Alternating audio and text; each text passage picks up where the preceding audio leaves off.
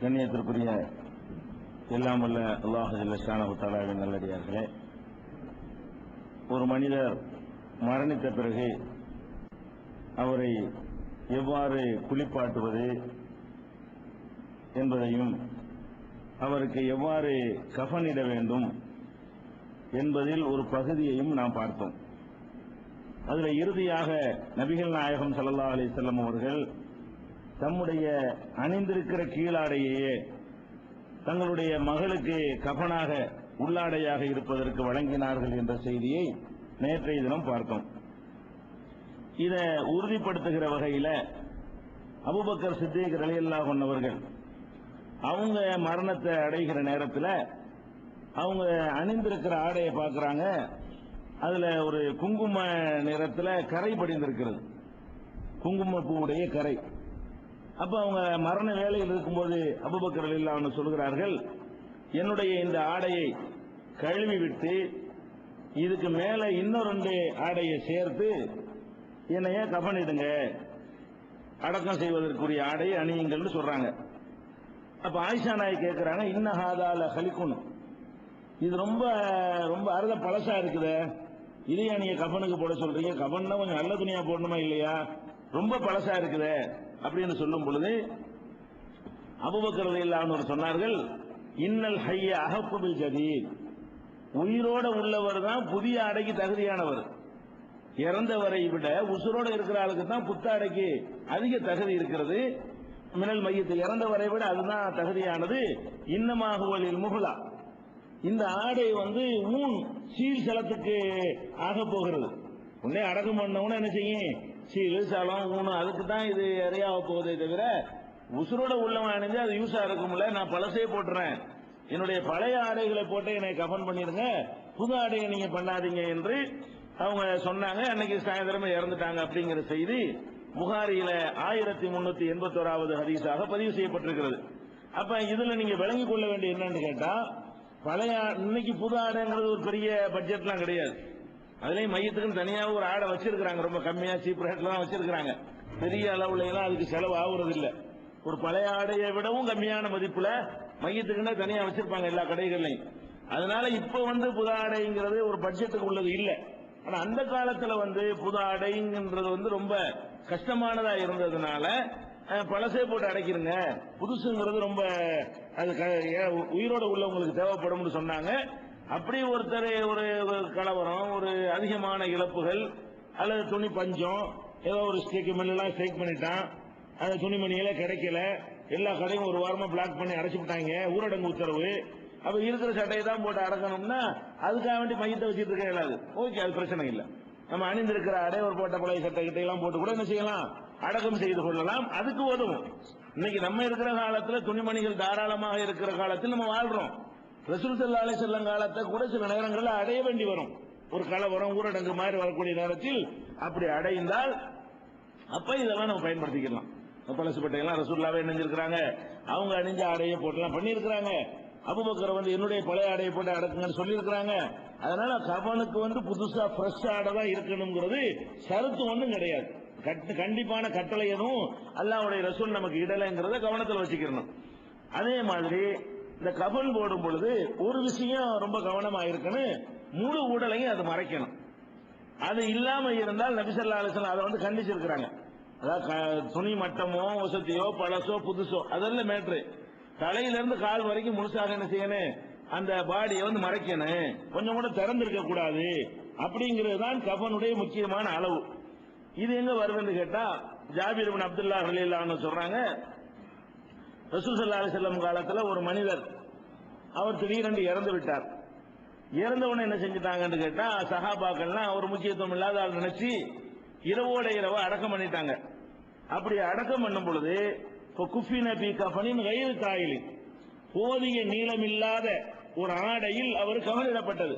ஒரு ஆளுக்கு எவ்வளவு நீளம் வேணுமோ அந்த அளவுக்கு இல்லாம ஏதோ கொஞ்சம் குறைய, ஒரு ஜா 2 ஜா குறைஞ்சிருக்குமோ எனக்கு தெரியல, போதிய நீளம் இல்லாதங்கிற வாசனை வருது. போதிய நீளம் இல்லாத ஒரு ஆடையை போட்டு அவரை கஃனிட்டு இரவில் அடக்கம் செய்து விட்டார்கள். இதை ரசூல் ஸல்லல்லாஹு அலைஹி வஸல்லம் கேள்விப்பட்ட உடனே 2ஐயும் கண்டிக்கிறாங்க. ஒன்னு, இரவுன்னு நீங்க அடக்கம் செய்யக்கூடாது. ரசூல் ஸல்லல்லாஹு அலைஹி சொல்றாங்க, ஜஜரன் நபி ஸல்லல்லாஹு அலைஹி வஸல்லம் ஐ யுக்பர் ரஜுலு பில் லைலி, இரவில் ஒரு மனிதரை அடக்கம் செய்வதை நபி ஸல்லல்லாஹு அலைஹி வஸல்லம் தடுத்தார்கள். அதான் இல்லா ஐ யல்தர இன்சானுன் இலா தாலிக, ஒரு மனிதனுக்கு இதை செய்ய வேண்டும் என்று நிர்பந்தம் ஏற்பட்டாலே தவிர, ஒரு நிர்பந்தம் ஏற்படும், ராத்திரி அடக்கித்தான் ஆகணும், கூலா கிடக்கணும், இதுக்கு மேல இந்த பாடி தாங்காது அப்படிங்கிற மாதிரியான ஒரு நிலைமை நிர்பந்தம் ஏற்பட்டால் இரவுல பகல் அது மேட்டர் கிடையாது. நார்மலாக ஒரு நிலவரம் இருக்குமே ஆனால், சாதாரண சூழ்நிலை நிலவுமையானால் இரவில் அடக்கம் செய்யவும் கூடாது என்று சொன்னார்கள். அடுத்து சொன்னார்கள், நீளமில்லாத ஒரு துணியை போட்டு அடக்கம் பண்ணிட்டாங்க அப்படின்னு கேள்விப்பட்டவங்க சொன்னாங்க, இதா கஃபன் அகதுக்கும் அகாஹு, உங்கள ஒருத்தர் தன்னுடைய சகோதரருக்கு கஃனிடுவதாக இருந்தால் யுஹ்சின் கஃனஹு, அவருடைய கஃனை வந்து அழகுற அமைக்கட்டும். அழகுறன்னா பட்டுப்புடவை எடுத்தார் அந்த அழகு இல்ல, என்ன எந்த இடத்துல இதை சொல்றாங்க, நீளம் பத்தலைங்கிற இடத்துல சொல்றாங்க. போதுமான நீளம் இல்லாம அடக்கம் பண்ணும் பொழுது இது அழகான முறை இல்ல. அழகான முறை என்பதற்கு நம்ம பார்டர் போட்டு டிசைன் போட்டு வேலைப்பாடு உள்ள துணியை வாங்கிட்டு வந்து அந்த அழகு இல்ல, உள்ளே பதவி போறோம். அறகுறையாக போதும் பத்தையும் பத்தாமைன்னு சொல்லுவாங்கல்ல, அந்த மாதிரி இல்லாம போதுமானதை செய்ய வேண்டும் என்று நபிகள் நாயகம் ஸல்லல்லாஹு அலைஹி வஸல்லம் அவர்கள் சொன்னது சஹீஹ் முஸ்லிம்ல 1567வது ஹதீஸாக இடம்பெற்றிருக்கிறது.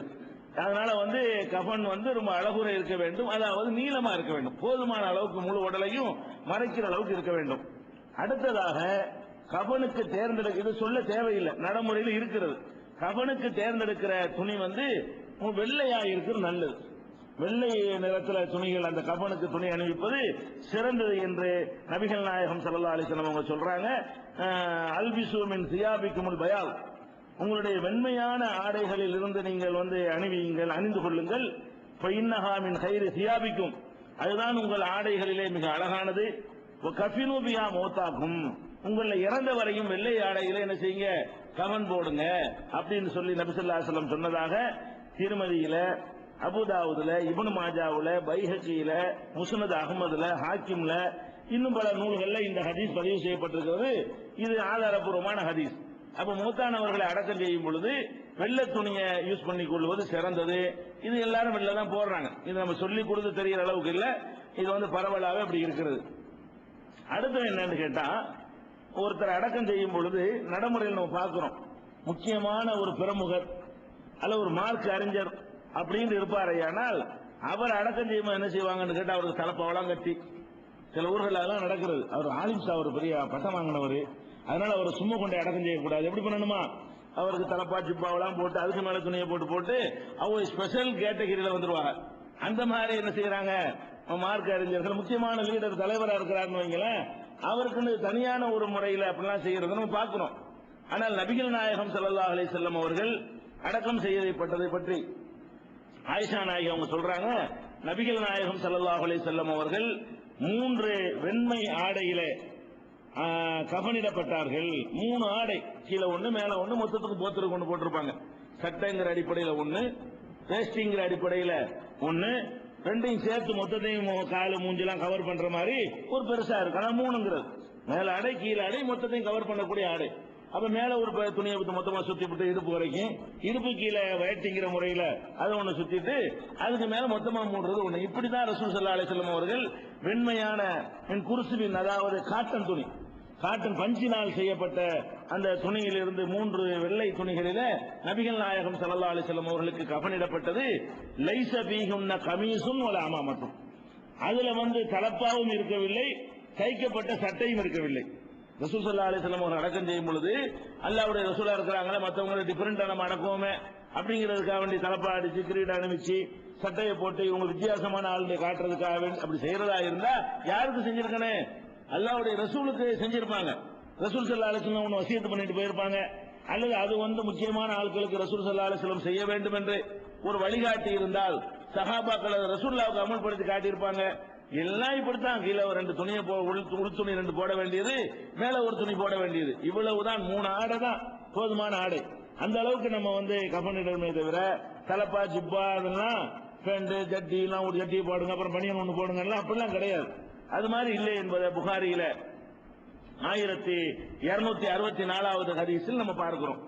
சில நேரங்களில், ஆனா இப்போலாம் அது ஏற்படாது, ரசூல் ஸல்லல்லாஹு அலைஹி வஸல்லம் காலத்தில் ஏற்பட்டு இருக்கிறது. சில நேரங்களில் வந்து துணியே கிடைக்க பழசோ புதுசோ போதுமான அளவுக்கு இருக்காது.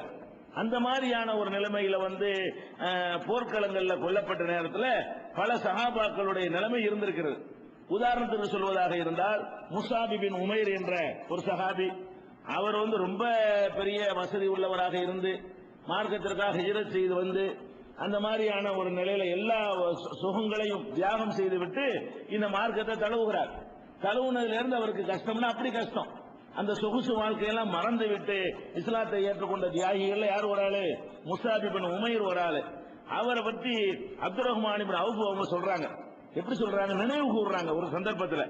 அதாவது அப்துர் ரஹ்மான் இப்னு அவுஃப் அவங்கள்ட்ட வந்து சாப்பாடை கொண்டாந்து வைக்கிறாங்க. அப்ப அவங்க நோம்பாளியாவர் இருக்கிறாங்க. அப்துர் ரஹ்மான் நபிலான நோம்பு, நபிலான சுன்னத்தான நோன்பு வைத்திருக்கிறாங்க அப்துர் ரஹ்மான் இப்னு அவுஃப்.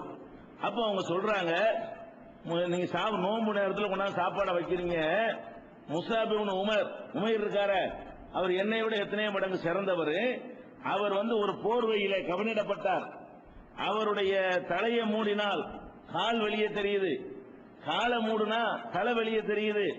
இந்த மாதிரி வந்து அவருடைய நிலைமை இருந்துச்சு. இங்க என்ன இப்ப வகை வகையா கொண்டாந்து சாப்பாடை வைக்கிறேங்கிறது. இந்த சாப்பாடு சுவையான சாப்பாடை கொண்டாந்து வச்ச உடனே அவருக்கு அந்த பழைய நிலையெல்லாம் ஞாபகம் வருகிறது. என்ன நிலைமை? முஸாப் இப்னு உமைர் எப்படிப்பட்ட ஒரு பணக்கார ஒரு ஆளு, எப்படி எல்லாம் டேஸ்டா சாப்பிட்ட ஒரு ஆளு, அவர் இந்த மார்க்கத்தை ஏத்துக்கிறதுக்காக வேண்டி அவர் தியாகம் பண்ணி வர்றாரு. இருக்கிற போர்வைக்கு மேல மறு ஆடை கிடையாது, இந்த ஒரு போர்வை தான் மொத்தத்தையும் சுத்திக்கிட்டு இருக்கிறார். அந்த போர்வையோட அவர் வந்து போர்க்களத்துல கொல்லப்படுகிறார். அந்த துணியவே கஃனுக்கு இழுத்து போடுறாங்க. போட்டா தலையில இருந்து போட்டு விட்டோம்னா கால் வெளியே தெரியுது, காலில இருந்து எடுத்து பார்த்தோம்னா தலை வெளியே தெரியுது. அப்ப முழுசாக ஒரு மனிதனை மறைக்கிற அளவுக்கு அவருடைய போர்வை இருக்கல. அப்ப அதை நினைவு கூறுகிறார். அதே மாதிரி குத்தில ஹம்சா கைரும் மின்னி, ஹம்சா கொல்லப்பட்டாரு, அவர் என்னை விட சிறந்தாளு, அவருக்கு எதுவும் இப்படிதான் இருந்தது.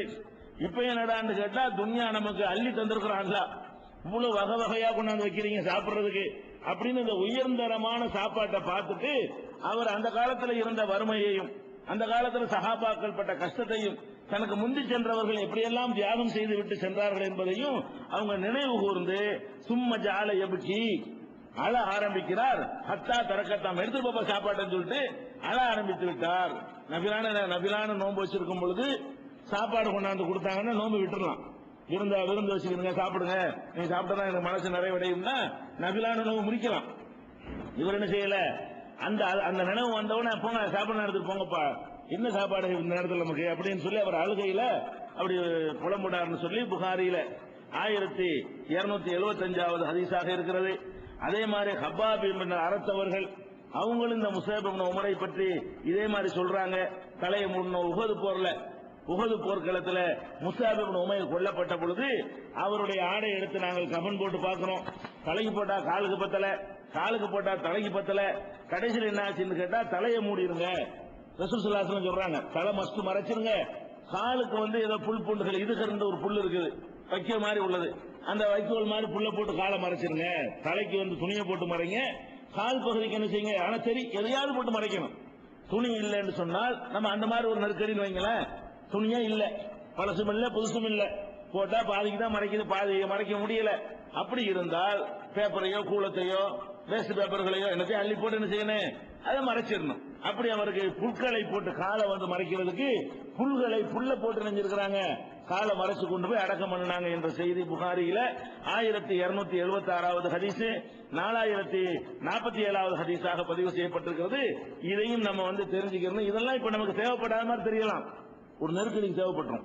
இது மாதிரியான ஒரு கட்டத்தை மனிதர்கள் ஏதாவது ஒரு கட்டத்தில் வெள்ளம் புயல் ஊரடங்கு கலவரம் அது மாதிரி நேரங்கள்ல அடையக்கூடிய ஒரு நிலைமை ஏற்படுங்கிறதுனால இந்த இதுவும் தெரிஞ்சு மனசுல வச்சுக்கிட்டோம்னா அது யூஸ் ஆகிக்கணும். இது பரவாயில்ல, இதுக்கு மிஞ்சியெல்லாம் இருக்குது. இதுதான் கம்மி. நீங்க கஃனுக்கு வந்து தலைக்கு போட்டா காலுக்கு பத்தலைங்கிறதா நமக்கு இதுவே ரொம்ப இப்படிமா இருந்திருக்குன்னு நினைக்கிறோம். இதை தாண்டி எந்த அளவுக்கு இருந்துச்சுன்னு சொன்னா உஹது போர்ல கொல்லப்பட்டவங்களை பார்த்தா போர்க்களத்தில் என்னவாகும், வெட்டும் போது துணியும் சேர்ந்தா வெட்டுப்படும். கையை வெட்டினார்னா சட்டையும் தானே வெட்டிப்பட்டிருக்கு. அப்ப அந்த போட்டிருக்கிற துணி பெரும்பாலும் யூஸ் ஆகாது, ஒண்ணுக்குமே ஆகாது. அந்த மாதிரி ஒரு நிலையில வரும் பொழுது அவங்கள கஃனிடுவதற்கு துணி வேணும்னு சொன்னா அதிகமா தேவைப்படும், வேற துணி தான் போட்டு ஆகணும். இப்ப அது பத்தாம என்ன செய்யறாங்க ரசூல் ஸல்லல்லாஹு அலைஹி வஸல்லம், ஒரு துணியில 3 பேரை ஒன்னா சுத்துறாங்க. ஒரு கஃன், அதாவது மறைச்சு அவன் உடம்பு மறைச்சுதான் கொண்டு அடக்கம் செய்யப்படணும். ஒரு கபருக்குள்ள 3 பேர் அடக்கம் பண்றாங்க ஒரு குழியில. ஏன்? நூற்றுக்கணக்கான பேர் ஒரு நேரத்தில் இறந்து போயிட்டாங்கன்னு சொன்னா எவ்வளவு குழி வெட்டுறது? போர்க்களத்தில் இருந்த ஆளுங்க 300 பேர் போயிருக்கிறாங்க. 300 பேர்ல 70 பேர் இறந்து போயிட்டாங்கன்னு சொன்னா இந்த 230 பேர் தான் குழியை வெட்டணும். அதுலயும் அவங்க போர்ல காயப்பட்டவங்க, வேதனைப்பட்டவங்க, கஷ்டப்பட்டவங்க, அப்பதான் போர் 4 நாள் 5 நாள் கஷ்டப்பட்டு இருக்கிறாங்க. அவங்கள 50 பேருக்கும் ஒரு குழி வெட்டுன்னு சொன்னா அது இருக்கிற அந்த மக்களை கொண்டு என்ன செய்ய முடியாது, சாத்தியமாகாது. அப்ப ரசூல் ஸல்லல்லாஹு என்ன பண்றாங்க, ஒரு கபருக்குள்ள 3 பேர், கபரு குழியில ஒரு 3 பேர் என்று சொல்லி வச்சு என்ன செய்யறாங்க, அப்படி போடுறாங்க. கபன் துணி கூட ஒரு துணி, ஒரு 3 பேரையும் ஒன்னா வச்சு அப்படி துணியை போட்டு போத்தி 3ஐயும் கொண்டு ஒன்னா கொண்டு நினைஞ்சிடறாங்க. ஒரு கபர்ல நாங்க அடக்கணும் அப்படிங்கிற ஒரு செய்தியை நம்ம அபூதாவுதுல, இப்னு மாஜாவுல, இப்னு மாஜா 1503, அப்புறம் அபூதாவுது, திருமதி, ஹாக்கிமு, பைஹகி, முஸ்னத் அகமது, இதுல எல்லாம் இடம்பெற்றிருக்கிறத பார்க்கிறோம். எப்படி இருக்குது? ரசூல் ஸல்லல்லாஹு அலைஹி வஸல்லம் செய்றாங்கன்னு கேட்டா, கான யஜ்மஉ பைனர் ரஜுலைனி வ ஸலாஸதி மின் கத்லா உஹதின் ஃபீ ஸௌபின் வாஹிதின்.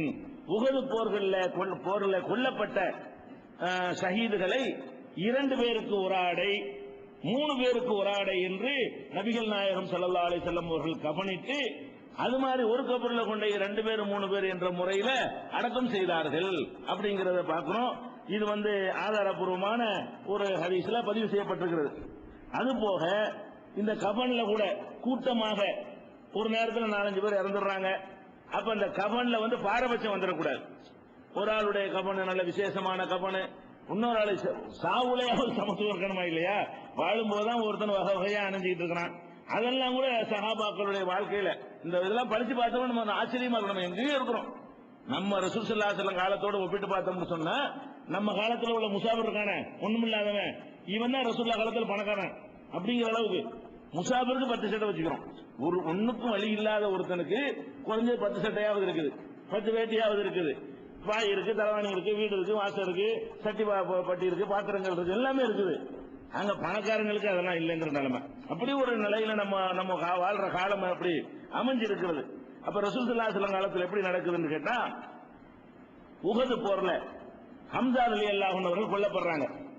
மத்தவங்க கொல்லப்படுறதுக்கும் ஹம்சாவுக்கு என்ன வித்தியாசம்? கொல்லப்பட்ட பிறகு அந்த ஹிந்தாங்கிறவங்க அவங்களுடைய கணவரை தகப்பனாரை கொலை செஞ்சதுக்காக வேண்டி அவங்க என்ன பண்றாங்க, ஹம்சா தான் பத்ர் போர்ல கொலை பண்றாரு. அதுக்கு கணக்கு தீர்க்கிறதுக்காக வேண்டி வஹ்ஷின்னு ஒரு அடிமையை ஏற்பாடு பண்ணி அவர் என்ன செய்யறாரு, அந்த ஹம்சாவுக்கு அதாவது சித்திரவதை சின்னாபின்னப்படுத்துறாரு, உடம்பை சிதைக்கிறார். வயிற்றெல்லாம் பிளந்து குடலெல்லாம் எடுத்து ஈரலெல்லாம் எடுத்து அது மாதிரி ஒரு மனுஷனை பழி வாங்குறதுக்காக செய்வாங்கல்ல, இறந்து போயிட்டான்னு விட்டு போயிடுவாங்க. அப்படி விடாம ஹம்சா ரலியல்லாஹு அன்ஹு அவர்கள் ரொம்ப கோரமாக அவரை சிதைக்கிறதுக்கு இந்த அம்மா ஏற்பாடு செய்யறாங்க. அவரும் சிதைக்கிறாரு. சிதைச்சு அவங்க 2 பேரும் இஸ்லாத்துக்கு வந்துட்டாங்க. அது ஒரு பெரிய அதிசயம், வரலாற்றுல பெரிய அதிசயம். என்ன கொலை செஞ்ச அந்த வஹ்ஷியும் பிறகு இஸ்லாத்திற்கு வருகிறார். அந்த ஹிந்துங்கிறவங்க என்ன செய்யறாங்க, இஸ்லாத்துக்கு வர்றாங்க.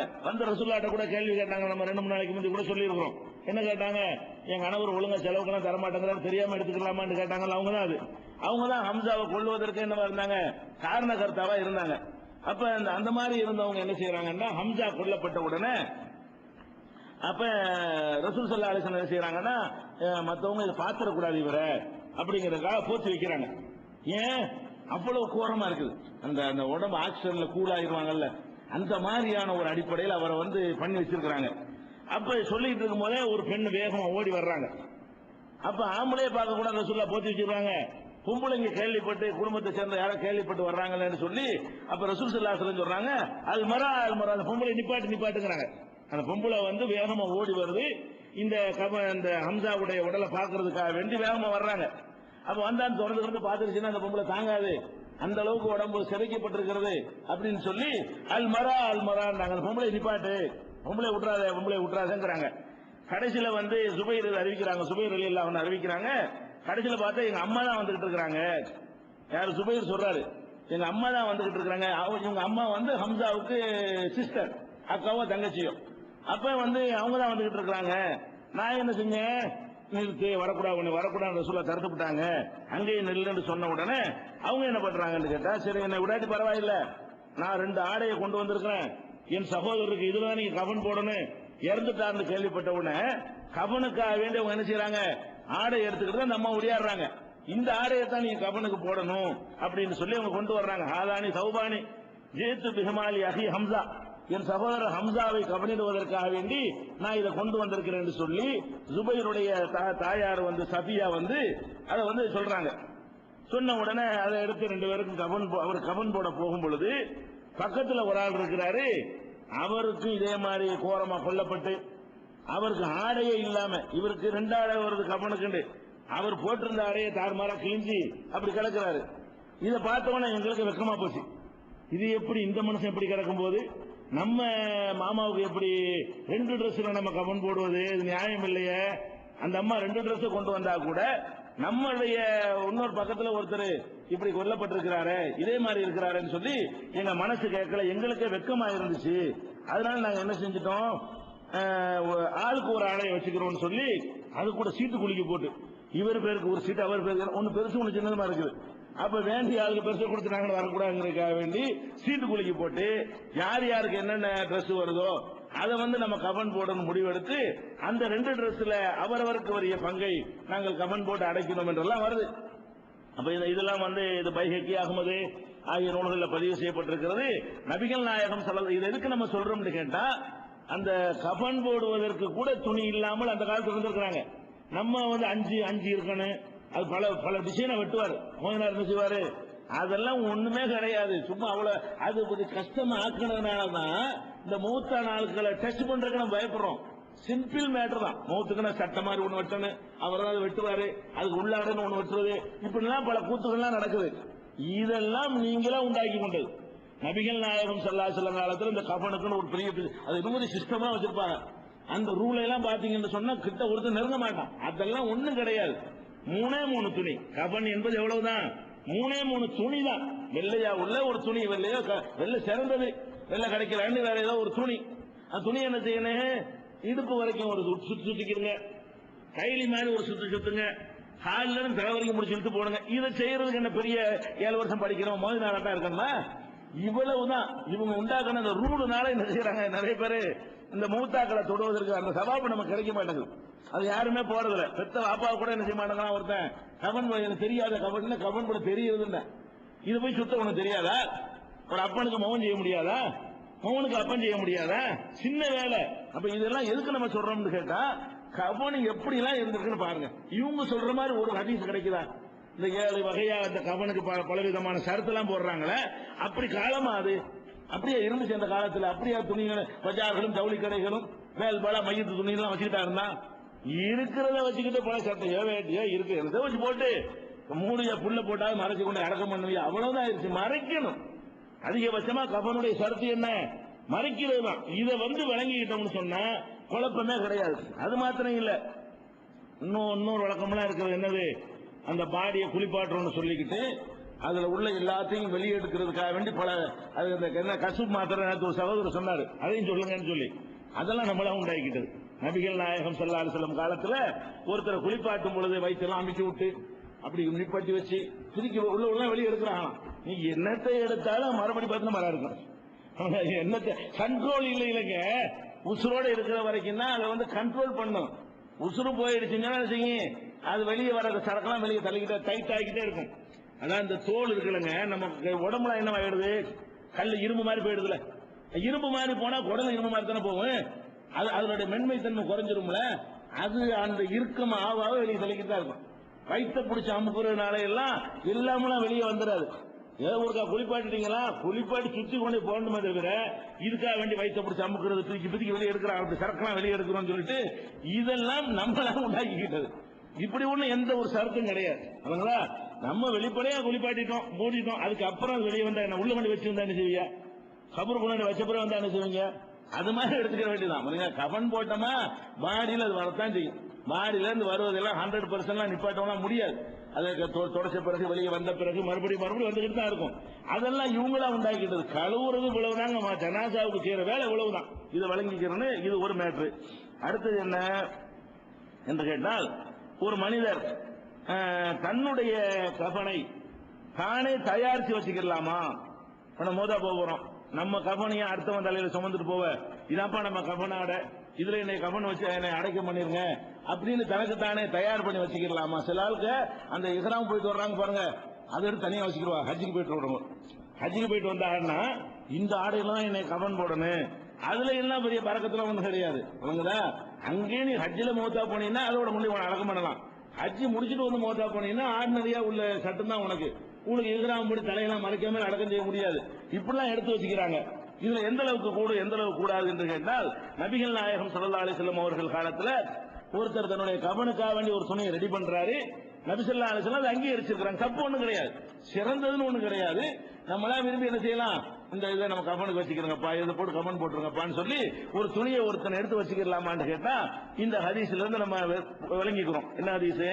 ஸஹல் இப்னு ஸஅத் ரலியல்லாஹு அன்ஹு அவர்கள் அறிவிக்கிறாங்க, ஒரு பெண்மணி நபிகள் நாயகம் ஸல்லல்லாஹு அலைஹி வஸல்லம் அவங்கள்ட்ட வந்து ஒரு நெய்யப்பட்ட ஒரு போர்வையை கொண்டு வர்றாங்க.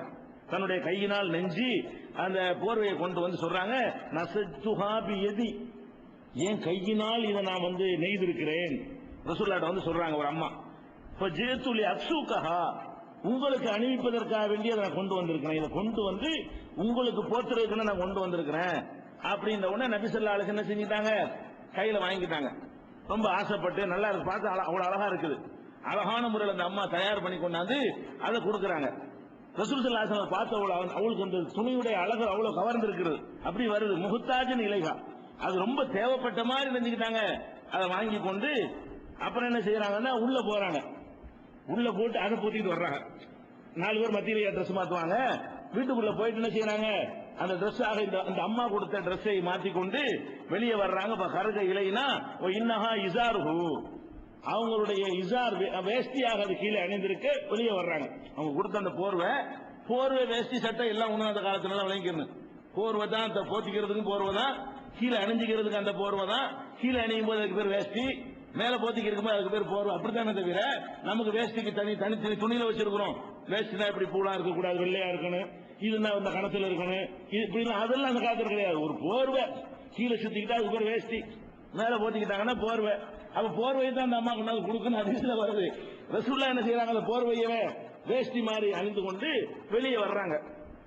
வந்த உடனே ஒரு மனிதர் என்ன பார்க்கிறாரு, என்ன சூப்பரா இருக்குங்கிறார்.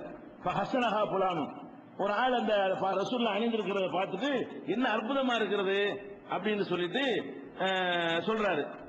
அப்ப ரசூல் ஸல்லல்லாஹு அலைஹி வஸல்லம் செய்யறாங்க, என்னப்பா நீ போட்டுக்கிட்டு இப்படி சொல்ற, நல்லா இருக்குன்னா ரசூலுல்லாஹ் தந்துருவாங்களே, நீ போய் இப்படி கேட்கலாமா அப்படின்னு சொல்லி மக்கள் என்ன செய்யறாங்க, அவர் பிடிச்சி விரட்டுறாங்க. அப்ப என்ன செய்யறாங்கன்னா, அவரு ரசூல் ஸல்லல்லாஹு அலைஹி வஸல்லம் அவரு ரொம்ப விரும்புறாரு தெரிஞ்ச உடனே மறுபடியும் உள்ள போய் இந்த பண்ணின வச்சுக்க, பழைய ட்ரெஸ் போட்டு வந்து செய்யறாங்க, நல்லா இருக்கா இந்த வச்சுக்க அப்படின்னு அவர்கிட்ட கொடுத்துட்றாங்க. ஆளுக்கு பிடிச்சி எவ்வளவு ஆசையா அந்த பொம்பளோட கொடுக்குது. ரசூல் ஸல்லல்லாஹு அலைஹி வஸல்லம் விருப்பமா அதை போய் அணிகிறாங்க. நீ போய் அதை போய் இந்த மாதிரி வாங்கி போட்டியப்பா அப்படின்னோட அவர் சொல்றாரு, நான் வந்து எனக்கு அணிஞ்சிக்கிறதுக்காக நான் வாங்கல, நான் மூத்தா போகும்போது இது கஃனா இருக்கணும்னு ஆசைப்பட்டேன், அதுக்கு தான் நான் வாங்கினேன், இது பத்திரமா வச்சிருப்பேன்.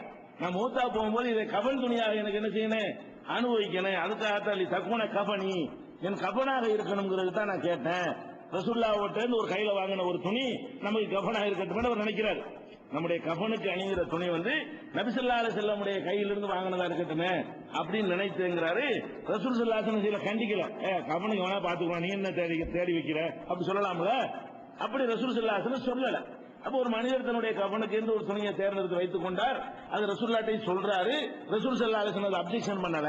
இது புகாரியில 1277 2093 ஆகிய ஹதீஸ்கள்ல இருக்கிறதை பார்க்கிறோம். அதே மாதிரி வந்து இதெல்லாம் கஃன் செய்யக்கூடிய அதாவது இறந்தவருக்கு போர்த்தக்கூடிய ஆடை தானே கஃன். அவருக்கு எந்த ஆடையை போட்டு போர்த்த வேண்டும் என்பதற்குரிய சட்டங்களை இதுவரைக்கும் நம்ம பார்த்தோம். அடுத்தது வந்து இந்த குளிப்பாற்ற விஷயம் இருக்குல்ல, அதுல சில பேருக்கு குளிப்பாற்றல விதிவிலக்கு இருக்கிறது. எல்லாரையும் குளிப்பாட்டிடக்கூடாது. குறிப்பாக ஷஹீதுகளை குறிப்பிடவே கூடாது. ஷஹீதுகள் யாரு, அல்லாஹ்வுக்காக போர்க்களத்தில் போய் அதுல வந்து தியாகம் பண்ணி கொல்லப்பட்டுட்டாங்க இல்லையா, அவங்க ஷஹீத். அந்த ஷஹீதா இருந்தாங்கன்னு சொன்னா அவங்க அப்படியே அடக்கம் செய்யணும், அந்த ரத்த கரையோடவே. அந்த ரத்தம் ஆடையில இருக்கிற மாதிரியே கழுவாம என்ன செய்யணும், அடக்கம் செய்ய வேண்டும் என்று நபிகள் நாயகம் ஸல்லல்லாஹு அலைஹி வஸல்லம் அவர்கள் வாயினாலையும் சொல்லி இருக்கிறார்கள். அதை நடைமுறையிலே அப்படி அமுல்படுத்தி காட்டியிருக்கிறார்கள். உதாரணமாக சொல்வதாக இருந்தால் புகாரில 1346வது ஹதீஸ்ல வருது, உஹது போரின் போது நபி ஸல்லல்லாஹு அலைஹி வஸல்லம் சொன்னாங்க, இது ஃபனுஹும் ஃபீ திமாயிஹிம் ஃபீ யௌமி யௌம உஹதின். உஹது போர் நாளில் ரசூல் ஸல்லல்லாஹு அலைஹி வஸல்லம் சொன்னார்கள், அவர்கள் இரத்தக்கரையோடு அவங்களை அடக்கி விடுங்கள். கழுவுனா ரத்தக்கரை போயிரும்ல, குளிப்பாட்டினோம்னு சொன்னா அந்த ரத்தக்கரை எல்லாம் போய்விடும், அவங்க ரத்தக்கரையோடு அவங்களை அனுப்பி விடுங்கள் என்று சொன்னார்கள். வலம் யுகசில்ஹும், உஹது போர்ல கொல்லப்பட்ட யாரையும் குளிப்பாட்டவில்லை. அப்ப குளிப்பாற்றவில்லைன்னா தண்ணி கிடைக்கலங்கிறதுக்காக கூட குளிப்பாட்டாம இருந்திருக்கலாம், நம்ம அப்படி நினைக்கலாம். ரசூல் ஸல்லல்லாஹு அலைஹி வஸல்லம் சிறந்த ரத்தக்கரையோடவே நீங்க அடைக்கிறீங்க, குளிப்பாட்டாம அடைக்கிறீங்க, குளிப்பாட்டாம அடைக்கிட்டாங்க. இது புகாரில 1346வது ஹதீஸ்லயும் இருக்கிறது. அதே மாதிரி 1348வது ஹதீஸ்லயும் இருக்கிறது. இதை பார்க்கிற ஒருத்தருக்கு எப்படி தோணலாம், தண்ணி இல்லாம இருந்து போர்க்குளத்து தண்ணி இருக்குமா, ஊரை விட்டு வெளியே போய் சண்டை போடுறாங்க, அங்க போய் கும்பிட்டு போய் கழுவுறது, தண்ணிக்கு எங்க போறது, அதனால கூட ரத்தக்கரையோட அடைக்கிருக்கலாம்ல அப்படின்னு நினைத்தால் அது அல்ல காரணம். ரசூல் ஸல்லல்லாஹு அலைஹி வஸல்லம் அவர்கள் தண்ணி இருந்தாலும் குளிப்பாட்டி இருக்க மாட்டார்கள், வேற ஒரு காரணத்துக்கு செஞ்சாங்க. என்ன காரணம், அது புகாரியில 2803வது ஹதீஸ்ல இருக்கிறது. நபிகள் நாயகம் ஸல்லல்லாஹு அலைஹி வஸல்லம் அவர்கள் சொன்னார்கள், அல்லாஹ் என் உயிர் யார் கையில் உள்ளதி நஃப்ஸி பியதிஹி, என்னுடைய உயிர் யார் கையில் இருக்கிறதோ அவன் மேல் சத்தியம் மட்டும் சொல்கிறேன், எந்த ஒரு அடியானாவது அல்லாஹ்வுடைய பாதையிலே காயம்பட்டு ரத்தத்தோட இருப்பானேயானால் அவன் ரத்தக்கரையோடு வருவான். வல்லவுனு லவுனு தமி வர்ரீஹு ரீஹுல் மிஸ்கி, ரத்தம் நிறம் வந்து ரத்த கலரா இருக்கும், அதிலிருந்து வருகிற வாடை கஸ்தூரி வாடையாக இருக்கும். அப்படிங்கிற ஒரு காரணத்தையும் நபி ஸல்லல்லாஹு அலைஹி வஸல்லம் சொல்லி அந்த குளிப்பாட்ட கூடாது என்பதற்கு ரீசன் சொல்றாங்க. அப்ப இந்த ரத்தக்கரை வந்து அல்லாஹ்வுடைய பாதையில எப்படி நோம்பாளி வாயிலிருந்து வரக்கூடிய வாடை கஸ்தூரி என்று சொல்லப்படுகிறதோ, அது மாதிரி அல்லாஹ்வுடைய பாதையில தியாகம் செய்யும் பொழுது ரத்தத்துக்கு உரிய வாடையை தாண்டி அது அல்லாஹ்வுக்கு விருப்பமான கஸ்தூரி வாடையாக இருக்கும். அப்படி அவன் எழுப்பப்படணும் அப்படிங்கிற காரணத்துக்கு ரசூல் ஸல்லல்லாஹு அலைஹி வஸல்லம் சொன்னார்கள். அதனால இது புகாரி 2803வது ஹதீஸ்ல பார்க்கிறோம். இது ஒரு விஷயம், குளிப்பாட்டக்கூடாது, யார ஷஹீதுகளை குளிப்பாட்டக்கூடாது. ஆனா ஷஹீதுக்கு தான் அப்படி வந்திருக்கிறது. சில நேரத்தில் வந்து நம்ம குளிப்பாட்ட கூடாதுங்கிற ஒரு கண்டிஷன்ல சில பாடி இருக்கும். சட்னியா போயிட்டா எப்படி குளிப்பாட்டுவீங்க, ஆக்சிடென்ட்ல அடிச்சு கூல் ஆக்கிட்டு போயிட்டான், இவன் எப்படி குளிப்பாட்டுறதுங்கிற. அப்ப குளிப்பாட்டினால் அது சரியா வராது அப்படிங்கிற மாதிரி ஒரு தர்க்க ஏற்றுக்கொள்ளத்தக்க நியாயங்கள் இருந்தால் அப்ப கூட என்ன செய்யலாம், அதுக்கு நேரடி நமக்கு ஆதாரம் கிடைக்கல, குளிப்பாட்ட ஏழாட்டில் ஆய கொல்லிபுல்லாக நப்சன் இல்லா உற்சாக, எந்த ஆத்மாவையும் சக்திக்கு மீறி அல்லாஹ் என்ன செய்ய மாட்டான், சிரமப்படுத்த மாட்டான். இதை எப்படி குளிப்பாட்டுறது, இந்த பாடிய மேலதான் குளிப்பாட்டுவது என்பது மேல உள்ளதுக்கு தான் குளிப்பாட்டுதல். இப்ப உள்ள போய் எப்படி குளிப்பாட்டுறது, துண்டுதுனா செதறி போய் கூடாவுல இருக்குது, அது குளிப்பாட்டுறதுக்கு அர்த்தமே இல்லாம போயிடும். அதனால அந்த மாதிரியான குளிப்பாட்டுதல்களை தவிர்க்க முடிஞ்சா அல்லாஹ் அதுக்கு வந்து குற்றம் பிடிக்க மாட்டான். அடுத்தது வந்து அடுத்த விஷயம் வந்து என்னன்னு கேட்டா ஜனாசா தொழுகை, இவ்வளவுதான். குளிப்பாட்டுற விஷயம் வழங்கி போச்சு, எப்படி குளிப்பாட்டணும், எப்படி கஃன் பண்ணணும். குளிப்பாட்டுறது மார்க்கத்தில் ரொம்ப சிம்பிள். 3 தடவை 7 தடவை 9 தடவை ஒத்தப்படையில் என்ன செய்யணும், தண்ணியை ஊற்றி குளிப்பாட்ட வேண்டும், வலது பக்கம் ஆரம்பிக்க வேண்டும், ஒளி செய்கிற உறுப்புகளை கொண்டு ஆரம்பிக்க வேண்டும். இதுக்குன்னு தனியா ஒரு பெரிய சரத்துகளோ விதிமுறைகளோ அதுக்குன்னு பெரிய பாரதூரமான சட்டத்திட்டங்களோ ஒண்ணுமே கிடையாது. அது மாதிரி கஃன் போடுவது என்பது ரொம்ப சிம்பிளானதுதான். 2 உள்ளாடை ஒரு மேலாடை, அவ்வளோட முடிஞ்சு போச்சு. அது பழசாவும் இருக்கலாம் புதுசாவும் இருக்கலாம். துணிமணி கிடைக்கலன்னு சொன்னா புல்பூண்டை கூட போட்டு என்ன செய்யலாம், மறைச்சிக்கலாம். அதை விட தட்டுப்பாடா இருந்தா ஒரு துணியில 2-3 பேர் கூட என்ன செய்யலாம், சுத்தலாம். இவ்வளவுதான் மேட்ரு. இவ்வளவு இந்த குளிப்பாட்டுதலும் கழுகுதலுங்கிறது இவ்வளவு சாதாரண இந்த மார்க்கத்தில் அது ரொம்ப கஷ்டமாக்கி வச்சுட்டாங்க. அடுத்தபடியாக தெரிந்து கொள்ள வேண்டிய விஷயம் என்னன்னு கேட்டா, அந்த குளிப்பாட்டி முடிச்சாச்சு. நெக்ஸ்ட் வந்து ஜனாசா தொழுகை. ஒரு மனிதனுக்கு செய்ய வேண்டிய கடமை என்ன, ஜனாசா தொழுகை என்ற ஒரு தொழுகையை தொழுவிக்க வேண்டும்.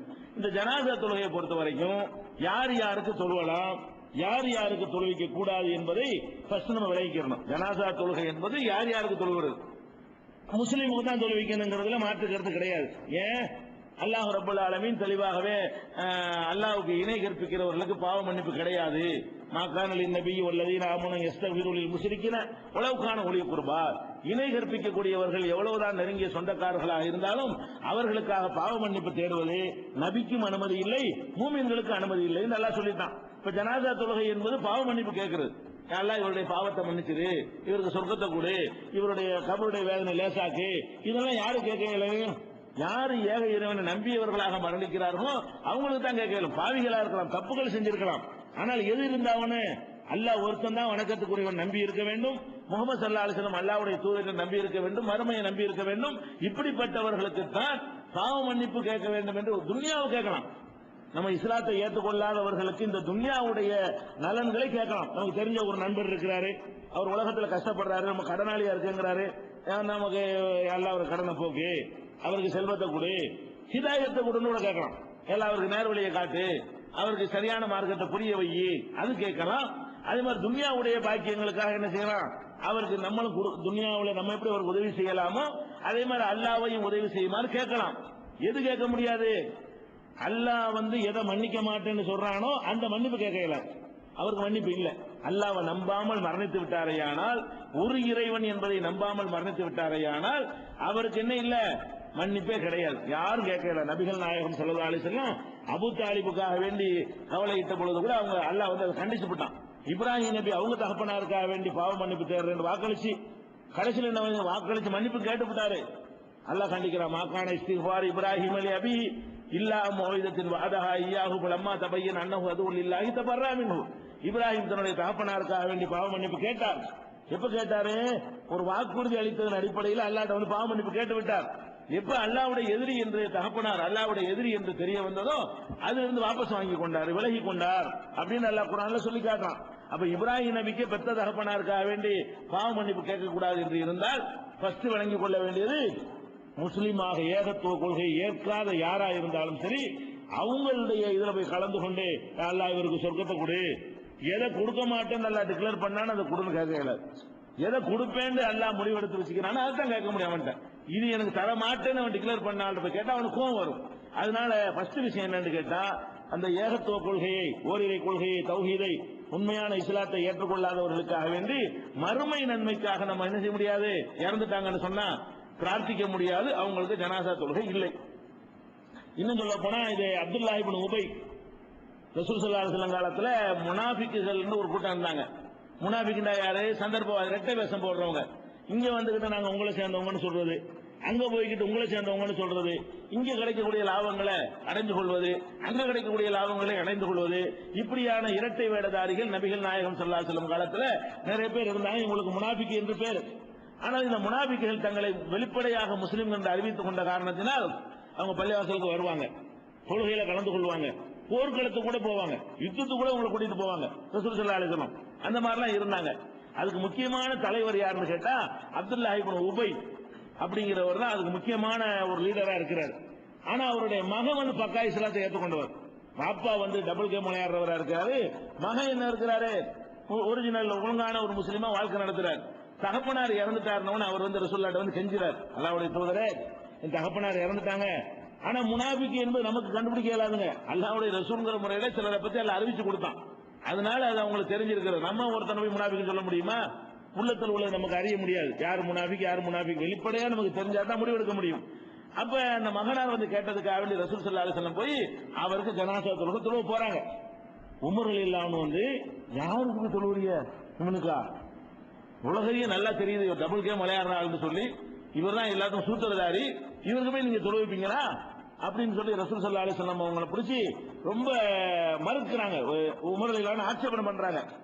அப்ப அல்லாஹ் இன்னும் சொல்றான், இஸ்தக்ஃபிர் லஹும் அவ் லா தஸ்தக்ஃபிர் லஹும் இன் தஸ்தக்ஃபிர் லஹும் 70 மர்ரா ஃபல யக்ஃபிரல்லாஹு அலைஹி. நீங்க அவருக்கு மன்னிப்பு தேடுங்க, மன்னிப்பு தேடாம போங்க, 70 தடவை மன்னிப்பு கேட்டாலும் அல்லாஹ் மன்னிக்க மாட்டாங்களாம், அவனுக்கு போய் நீங்க தொழுவிக்க போறீங்களா என்றெல்லாம் கடுமையாக உமர் ரலியல்லாஹு அன்ஹு மறுக்கிறாங்க. இருந்தாலும் அந்த இறக்க குணத்துல போய் ரசூலுல்லாஹ் போய் நினைச்சிட்டாங்க, அவருக்கு தொழுவிச்சு விட்டாங்க. அதுக்கப்புறம் உமருக்கு சாதகமாகவும் ரசூலுல்லாஹ்வை கண்டிச்சு ஒரு வசனம் இறங்குது. என்ன வசனம்? வலா துஸல்லி அலா அஹதின் மின்ஹும் மாத அபதா வலா தகும் அலா கப்ரிஹி. அவர்களிலே யார் ரெண்டு வேஷம் போட்டு நடித்தார்களோ அவர்கள யாருக்கும் நீ தொழுகை நடத்தக்கூடாது, இனிமேல் அவருடைய கபர்ல கூட போய் நிக்க கூடாது என்று அல்லாஹ் கடுமையான ஒரு வசனத்தை அருளுகிறான். இது புகாரியில் 1269வது ஹதீஸாக பதிவு செய்யப்பட்டிருக்கிறது. அப்ப இது ஏற்கனவே ரசூலுல்லாஹ் செஞ்சதை கூட அல்லாஹ் என்ன சொன்னா, இதுதான் கடைசியா இருக்கணும், இனிமேல் இந்த மாதிரி வச்சுக்கிற கூடாதுன்னு சொல்லி மறுத்துட்டான். அதனால நம்ம ஏக இறைவனை நம்பாத யாருக்காக வேண்டியும் ஜனாசா தொழுகை தொழக்கூடாது. இது ஒரு விஷயத்தை விளங்கிக் கொள்ள வேண்டும். அடுத்ததாக ஜனாசா தொழுகையில நம்ம முக்கியமான ஒரு பெருமுகர் இறந்துட்டார்னு வைங்க, அவருக்கு இந்த காயிபு ஜனாசான்னு ஒண்ணு உலகம் பூரா என்ன செய்வாங்க, இங்க மூத்தா போன ஆளுக்கு சவுதியில சொல்லுவாங்க. சவுதியில ஒரு ஆள் மூத்தாயிட்டான்னு வைங்களேன், முக்கியமான ஒரு ஆளா இருந்தாருன்னு சொன்னா எல்லா பள்ளிவாசலும் அறிவிப்பாங்க, இன்னைக்கு என்னால் இறந்து விட்டார்கள், நீங்கள் எல்லா பள்ளியில என்ன செய்யுங்க, காயிபு ஜனாசா தொழுவீங்க அப்படின்னு சொல்லுவாங்க. காயிபுனா மறைவானது. நேரடியா ஜனாசா இருந்தால் அது மறைவு இல்ல, ஜனாசா முன்னாடி இல்லைன்னா காயிபு மறைவா இருக்குது. மறைவான ஜனாசா தொழுவிக்கிறதுங்கிற ஒரு பேர்ல இப்படி ஒரு பழக்கம் வந்து அது எல்லாருக்கும் இந்த உரிமை கிடையாதுங்க. ஏப்ப சாப்ப ஏழை பாலைக்கெல்லாம் கிடையாது.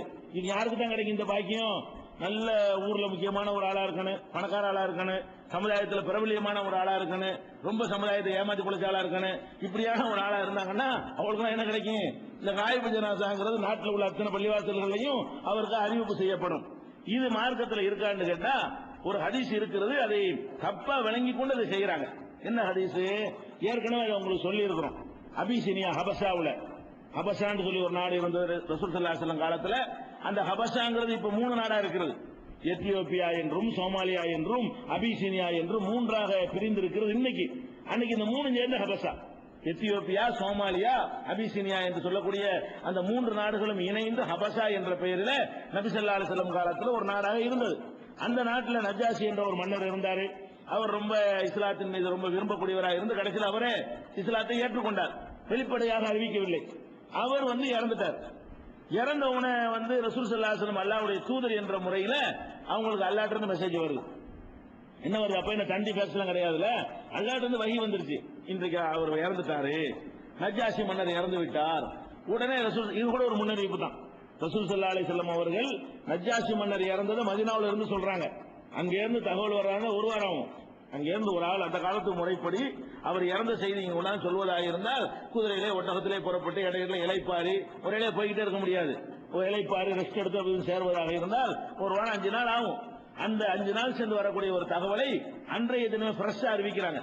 இன்று அந்த வார்த்தை எப்படி வருதுன்னு கேட்டா, சூஃபியல் யௌம ரஜுலுன் சாலிஹுன் மினல் ஹபஷி, அபிசினியாவிலே ஒரு சாலிகான மனிதர் இறந்து விட்டார், வாங்க எல்லாரும் என்று சொல்லி ரசூல் ஸல்லல்லாஹு அலைஹி வஸல்லம் அழைப்பு கொடுத்து அவருக்கு தொழுகை நடத்தினார்கள். நாங்கள் எல்லாம் அவருக்கு பின்னாடி நின்றோம், ரசூலுல்லாஹ்வுக்கு பின்னாடி நின்றோம். அந்த தொழுகையில ஜனாசாவுக்கு முன்னாடி இருந்தா எப்படி தொழுவோமோ அந்த மாதிரி தக்பீர்கள் எல்லாம் சொல்லி தொழுகை நடத்தினார்கள்ங்கிறது புகாரியில 1320. இன்னும் ஏராளமான இடங்கள்ல இந்த சம்பவமே, இதே ஒரு சம்பவமே பல விதமான வார்த்தைகளை கொண்டு இடம்பெற்றிருக்கிறது. இதை வச்சு என்ன சொல்றாங்க? முன்னாடி ஜனாசா இருந்துச்சா? ரசூலுல்லாஹ் தொழுவிச்சாங்கல்ல, நஜ்ஜாஷி மன்னர் அங்க இருக்கு பாடி, அந்த பாடியை கொண்டு அடக்கம் பண்ணிருப்பாங்க, தோசிருப்பாங்க, ஏதோ செஞ்சிருப்பாங்க. இங்க பாடி இருந்துச்சா மதீனாவுல? முன்னாடி பாடி இல்ல, ஜனாசா கிடையாது. ஜனாசா இல்லாமலே ரசூல் ஸல்லல்லாஹு அலைஹி வஸல்லம் ஜனாசா தொழுவிச்சாங்களா இல்லையா? அப்ப நம்மளும் என்ன செய்யலாம்?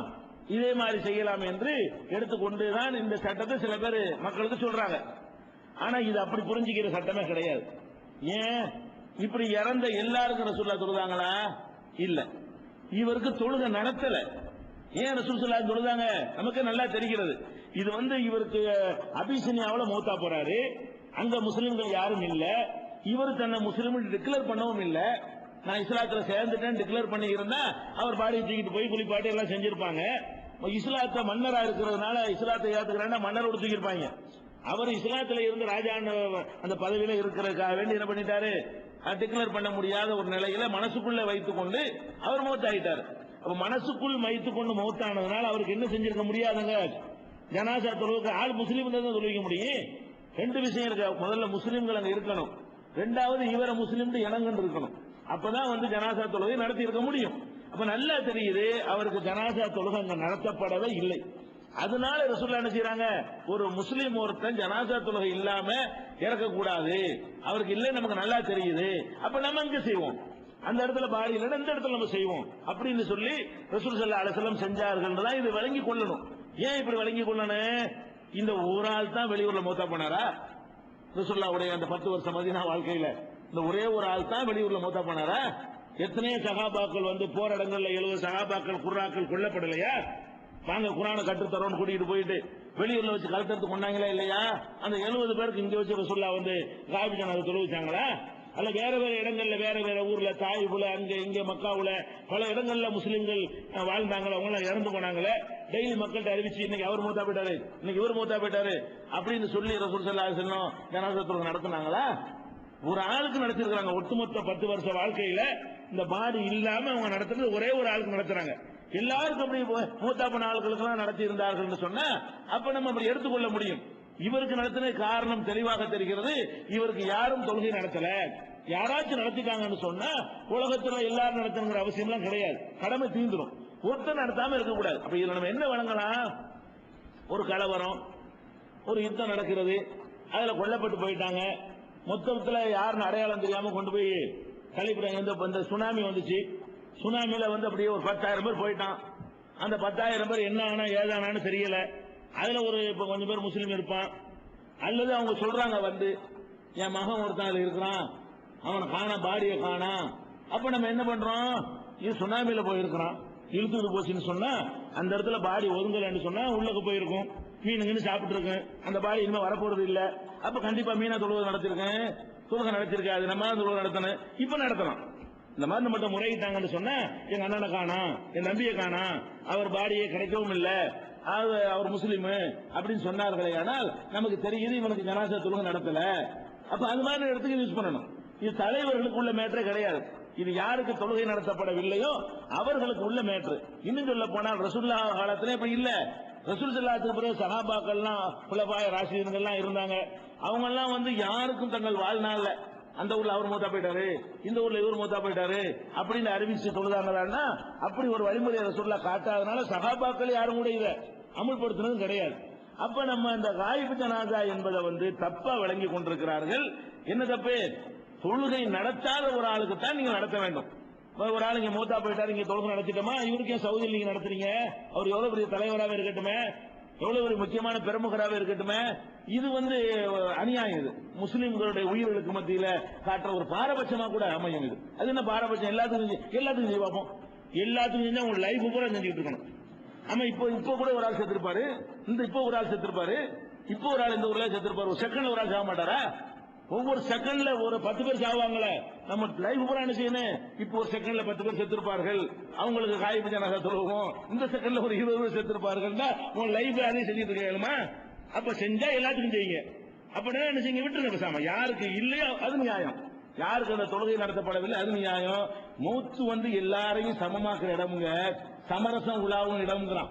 வாழ்க்கையில இல்லாத சமரசம் அங்க கிடைக்கும், அங்கதான் கிடைக்கும். ஆண்டிக்கு அங்கதான் இடம், அரசன் அங்கதான் இருப்பான், ஆண்டி இங்க அரசனும் இங்கிறான். பாத்தீங்களா? அந்த மாதிரி வாழ்வுல காணாத சமரசம் எல்லாம் உலாவுற இடம் எது? அந்த ஒரு கபிரிஸ்தான் தான். அதுல போய்கிட்டு இந்த பணக்காரனுக்கு அவனுக்கு 40 தொழுகை, ஏழைக்கு 2 தொழுகையா, ஒரு தொழுகையா? இதெல்லாம் இஸ்லாமிய அடிப்படை சித்தாந்தத்துக்கு எதிராக வேற இருக்குது, தப்பு இது. அடுத்து என்ன? இன்னொன்று இருக்கிறது. ரசூல் ஸல்லல்லாஹு அலைஹி வஸல்லம் அவர்கள் கபூர்ல போய் தொழுது இருக்கிறாங்க. அது ஒரு சம்பவம் இருக்கிறது. இது ஒண்ணும் இல்லாம தொழுகிறது. இன்னொன்னு என்ன?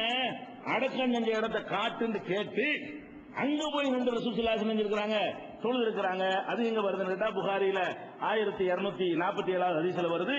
ஒரு மனிதர் இரவில இறந்து விட்டார், இறந்தவன ராத்திரியாக அவர் அடக்கம் செய்து விட்டார்கள். விடிந்தவன ரசூல் ஸல்லல்லாஹு அலைஹி வஸல்லம் அவங்கள்ட்ட சொன்னார்கள். அப்ப ரசூல் ஸல்லல்லாஹு அலைஹி சொன்னார்கள், ஏன் எனக்கு நீங்க சொல்லல அப்படிங்கிறாங்க. அப்ப மக்கள் எல்லாம் பதில் சொல்றாங்க, காணல் லைல இப்ப கருகினா, இருட்டா இருந்ததுனால நான் உங்களுக்கு சொல்லல, இரவா வேற இருந்துச்சு, இருட்டா வேற இருந்துச்சு, உங்களுக்கு அன்னசூக்க அழைக்க, உங்களுக்கு சிரமம் கொடுக்க கூடாதுங்கிறதுக்காக வேண்டி நாங்க இதை சொல்ல, ராத்திரில உங்களுக்கு கஷ்டப்படுத்தணும் அப்படின்ற உடனே ரசூல் ஸல்லல்லாஹு அலைஹி வஸல்லம் நினைச்சாங்க, நேர கபருக்கு வாங்கன்னு கூட்டிட்டு வந்து கபூர் கிட்ட நின்று ஜனாசா தொழுகிறாங்க. கபூர் அவர் ஜனாசா தொழுதுதான் அடக்கி இருக்கிறாங்க. எல்லாரும் ராத்திரியில் அடக்கம் பண்ண ஆளுக்கு ஜனாசா தொழுகை நடத்திட்டாங்க. நடத்திவிட்டு என்ன செய்யறாங்க? அந்த இடத்துல அடக்கம் பண்ணி இருக்கிறாங்க. அங்க ரசூல் ஸல்லல்லாஹு அலைஹி வஸல்லம் தொழுகை நடத்தினாங்க என்ற செய்தி புகாரில பல இடங்கள்ல வருது. நீங்க தேடி பார்க்கறதுக்காக வேண்டி 1247 ஹதீஸ் நீங்க பார்த்துக் கொள்ளலாம். அப்ப இதை வச்சுக்கிட்டு என்ன செய்யலாம்? கபூர்ல போய் நம்ம சொல்லலாமா? ஒரு ஆளு ஜனாசா அடக்கம் பண்ணிட்டாங்க, லேட்டா போறோம், உடனே கபர்ஸ்தானுக்கு போய் கபர்கிட்ட நின்று நம்ம ஒரு 10 பேர் தொழுது அடுத்த வாரம் ஒருத்தர் நோய் விசாரிக்கிறதுக்கு வருவான், மூத்து விசாரிக்கிறதுக்கு, கபர்ஸ்தான் எங்க இருக்கு காட்டுங்க அப்படின்னு போய் அவங்க அங்க நின்றுட்டு அவங்க இப்படி செய்யலாமா? அப்படித்தானே விளங்குது. இதுல இருந்து அப்படிதான் விளங்குது. ரசூல் ஸல்லல்லாஹு அலைஹி வஸல்லம் கபூர்ல போய் ஒரு ஆளுக்கு தொழுகை நடத்தினால் நம்மளும் செய்யலாம்னு அர்த்தம். அவங்களுடைய எல்லாமே நம்ம ஃபாலோ பண்ணுவதற்கு தான், விளையாட்டுக்கு ஒண்ணுமே செய்ய மாட்டாங்க. அப்படின்னு எடுக்கலாமான்னு கேட்டா எடுக்கலாம். ஆனால் அது வேற ஒரு ஆதாரம் அப்படி எடுக்கக்கூடாதுன்னு தடுக்குது. என்ன ஆதாரம்? ஒரு கபரா ஒருத்தன் அடக்கம் செய்யப்பட்டு விட்டால் அவருக்கு நாம தொழுகாவிட்டால் நாம போய் அவருக்கு தொழுகை நடத்தணும் அப்படிங்கிறது ரசூலுல்லாஹ் நடத்தினாங்களா, அல்ல ரசூல் என்ற முறையில் சிறப்பு தகுதியாக அதை செஞ்சாங்களா என்று கேட்டால் சிறப்பு தகுதி தான். ரசூல் ஸல்லல்லாஹு அலைஹி வஸல்லம் என்ன சொல்றாங்கன்னு கேட்டா, நான் எதுக்காக வேண்டி நான் தொழுகை நடத்தினேன் தெரியுமா? என்னுடைய துவா அவருக்கு அருள் அமையும். நான் வாழ்ற காலத்துல ஒருத்தருக்கு என் துவா இல்லாம போக கூடாது. என் காலத்தில் ஒரு அடக்கம் நடத்தப்பட்டிருக்கிறது, என்னை கூப்பிடாம நீங்க வேற தொழுகை நடத்திருக்கிறீங்க, என் துவா அவருக்கு மட்டும் ஏன் இல்லாம போகுது? அப்ப ரசூல் துவா என்பது மற்ற துவாக்கள் இருந்து வேறுபட்டது. உங்க துவா ஏன் துவா அப்படி சிறப்பான துவாவா? ஏன் துவாவா எல்லாம் ஏத்துக்கிறோம் ஏதாவது கன்ஃபார்ம் இருக்கா? எந்த அஜர்த்து துவாவுக்காவது இப்படி கேரண்டி இருக்குதா? அல்லாஹ்வுடைய ரசூல் என்ற முறையில் அவங்களுடைய துவாவுக்கு அடிஷனலான ஒரு சக்தி இருக்கிறது. அப்ப ரசூல் ஸல்லல்லாஹு அலைஹி வஸல்லம் என்ன சொல்றாங்கன்னு கேட்டா, இன்ன ஸலாத்தி லஹு ரஹ்மா, நான் அவருக்கு துவா செய்வது அவருக்கு அருளாக இருக்கும். நசையில் 1995. அதே மாதிரி இப்னு மாஜாவுல இன்ன ஸலாத்தி அலைஹி லஹு ரஹ்மா, அவருக்காக நான் ஜனாசா தொழுகை நடத்தினால் அது பேரருளாக அமையும் என்று சொல்லிதான் தொழுகை நடத்தினார்கள். இது 1517 இப்னு மாஜா. அதனால காயிப் ஜனாசா என்பதும் கிடையாது, கபூர்ல ஜனாசா என்பதும் ரசூலுல்லாஹ்வுக்கு மட்டும் உள்ள சிறப்பு தகுதி. சிறப்பு அவங்க காலத்துல வாழ்ந்தவருக்கு அவங்களுடைய துவா இருக்கணும்னு அல்லாஹ் விரும்புறான். அதுக்காக செஞ்சிருக்கிறாங்க. நம்ம ஒவ்வொரு கபர்லயா போயிட்டு ஜனாசா தொழுகை நடத்துவது என்பது கிடையாது. இன்னும் யார் யாருக்கெல்லாம் ஜனாசா தொழுகை நடத்தக்கூடாது என்ற விவரங்களை